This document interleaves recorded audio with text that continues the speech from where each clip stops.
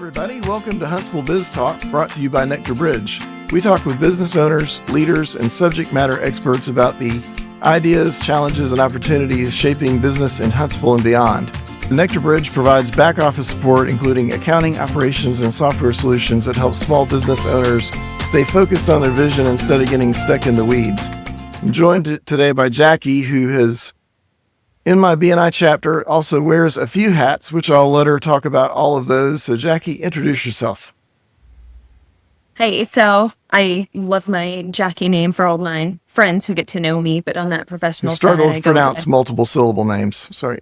No, Jacqueline. And so I tell everybody that's my professional sounding name. And then once you become friends, you just cut it down to Jackie, because then Jacqueline does just get too long. And then, of course, I decided to get married and still working on hyphenating my name. So I go by Cintron Rawlings, but still on all my legal documents is just my maiden name. So don't let my husband see this. All right. Well, so you've just started working with Lindsay Alexander with Alexander. I'm going to stumble on this name too. Alexander HR. Tell us about what you're doing there, first of all. So with that was just an amazing partnership that just spawned out of meeting each other at local networking groups. Mm-hmm. So what's funny was it was well over a year ago we met and we kind of just connected, and with her business growing, it kind of just seemed like it made more sense where she can kind of take a step back and focus on, the growth, but she still needed that business development. She still needed that face in the community. And there's only so much you can do, especially when you've got a family at home and only so many hours in the day. And so we kind of spoke about what would work best and decided that I have my own consulting company. She has her business. And we just decided to partner and say, hey, I will basically be the face of your business. I will provide that service for you. I will represent you at the chamber. So I'm a chamber ambassador for Alexander now. I will go and I will spread all the news and wealth of information about what services and platforms that she offers and can help with. And it's been a few weeks, but it's been great. I'm already out there representing her. We go to events together the best that we can. But for me, it's working on how can I best grow her business? How can I find, that client acquisition? Am I doing the right targeting? Are we narrowing it down to how can we get the right person in front of her for, not just a small retainer client, but somebody who's going to be with her and help her grow. Okay.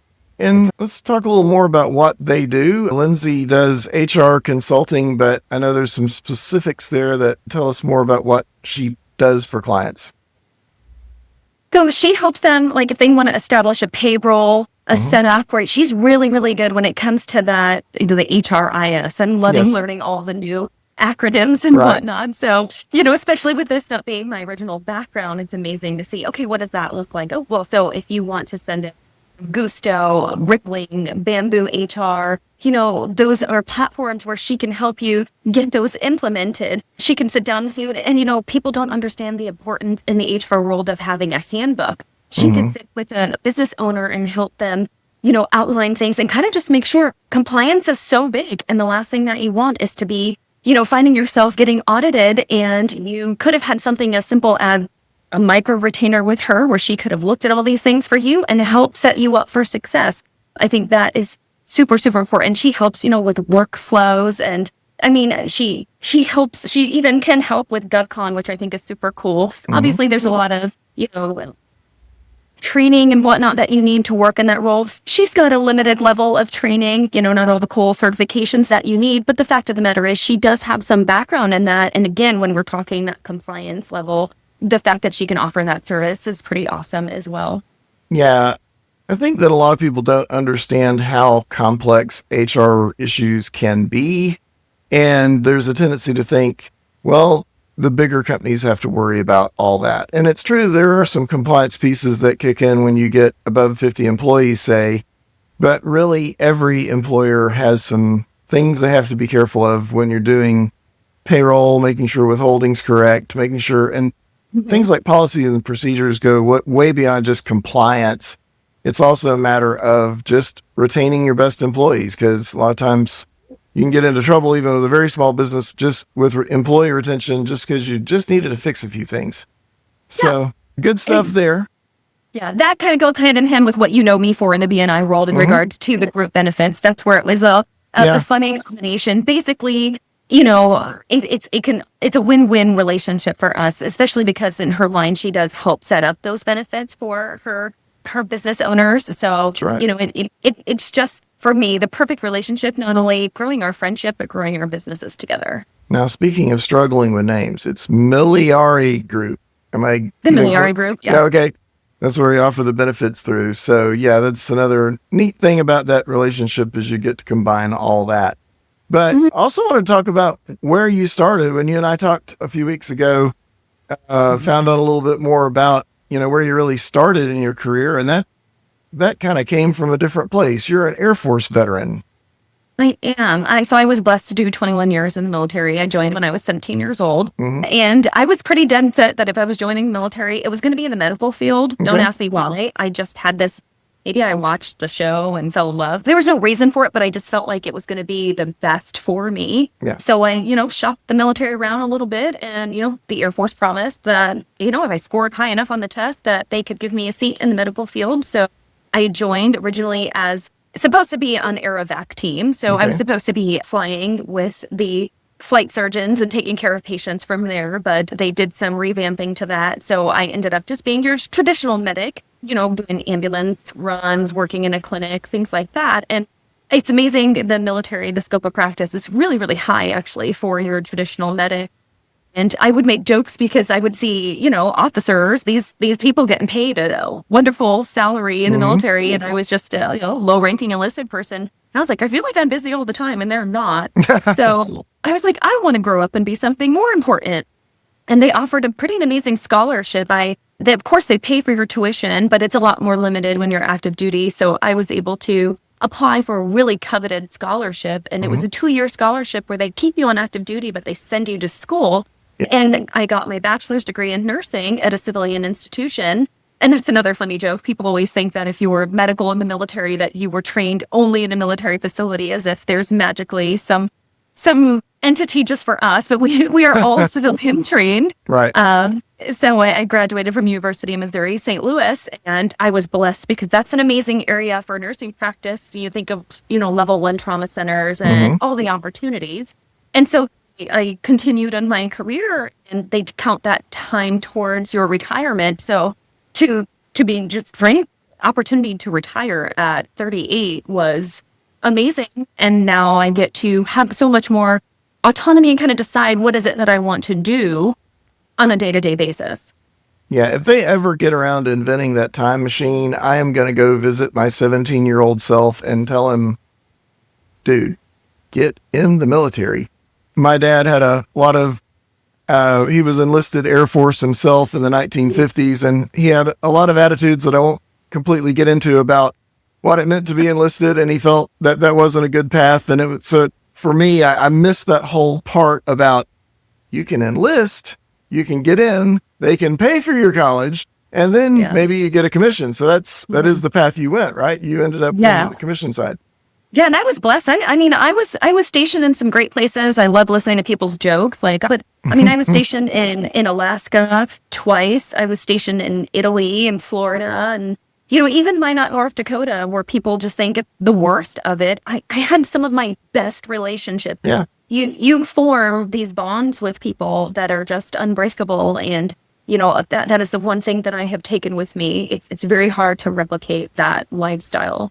I am not sure I've ever heard anybody say Minot, North Dakota, except in reference to being in the Air Force and being there. What is the expression? Why not Minot? Why not? Except for I have a shirt that says wine, not okay, there you go. Yes, that's the good spin on the why not. So tell us about your experiences once you got past school and you're in nursing now, and what were some of the experiences? You mentioned both foreign countries as well as stateside assignments, but what were some of the things you ran into while serving there? So, interesting enough, some of the things that people kind of don't think about, being in Italy was amazing. It was a great place to be, but when you think about the medical field, you're super limited, right? An Air Force base in and of itself is like a city on its own. And of course there's clinics, but what happens when there's a true emergency? So then you have to go and you have to coordinate care with the civilian entities, right? So, if you had to go to the ER, well, then suddenly now you need translators. If you're having surgery, this is a really big deal. It's something we kind of take for granted. You go to your doctor here, everybody speaks English, understands what's going on, sends you on your way. There's a lot more nuances out there. And I worked in women's health while I was out there. And honestly, it was really enlightening. I had already had my first child, but when you come in to a facility where we could do traditional C-sections and standard births or whatnot, but once you get to a complication where if somebody's in preterm labor or whatnot, even the local hospital doesn't have a high enough level of care, so we actually would have to load them into an ambulance and drive them to another city called Udine, where we had a relationship with that hospital. But that puts a different dynamic, right? Your patient population is a lot more scared. If there was a high-risk pregnancy, we couldn't maintain them in Italy. Their whole family was disrupted. They would have to, either some of them would go back stateside or they would have to get stationed in another location. And there's just little things like that, we did take for granted in your traditional civilian life, the stressors of being in another country, not having the everyday comforts that we're used to include something as simple as basic healthcare. Absolutely. I also wanted to talk about, and you may have to help me with the phrasing here in terms of exactly what you're doing with attorneys, but because of your medical training, you are operating as you're offering your services as to provide testimony in medical cases or perhaps injury cases where there are medical components to the case. I'm doing a bad job of setting that up. Tell me what's going on there. So that's a dream role in life. I think when I get a little bit further and I grow up a little bit more, I really wanted to find a mentor. It's called a legal nurse consultant. I'm trained for it. I have a certificate, not a certification. Those two you can't use in the same language. Okay. Certificate means I've attended a course in this and I've been awarded the coursework, but to get board certified, you need well over 5,000 hours. You need to be in the field working in this. And that's just something that I haven't had the bandwidth with the other endeavors that I'm trying. But it's something I'm super passionate about. When you think about the healthcare field, especially in the military, that is a place where they are very rigid on following, regulations, operating instructions, standard, policies, procedures, things like that. So you're trained constantly. We're having inspections and whatnot, and you have to be very careful with what you do. And I had a pretty bad experience when I was stationed overseas because you have to be really careful with your scope of practice. And it really put a huge level of fear into me, which then kind of made me love the idea of learning about legal nurse consulting. Right. And basically, a lot of people get confused and think that it's where you're providing testimony. Only an expert witness can provide the testimony, but a legal nurse consultant can work with law offices. What they're doing is, you think about, there's a huge gap, a lawyer and then reading a medical record, let alone, I'm glad we've gone to electronics, but how do you decipher that medical record? How do you translate that? That's what the LNC will do. They will go over that record with you. They will look for, potentially the errors, right? So if there is a standard operating procedure in the facility and something was skipped, which led to a medical malpractice, you're kind of the bridge. You're the one who knows what to look for. Obviously, the lawyers understand, their lane with that. So you bridge that gap for them. It's actually a pretty amazing, role because you can work at other entities. You can work for insurance companies if you're looking for,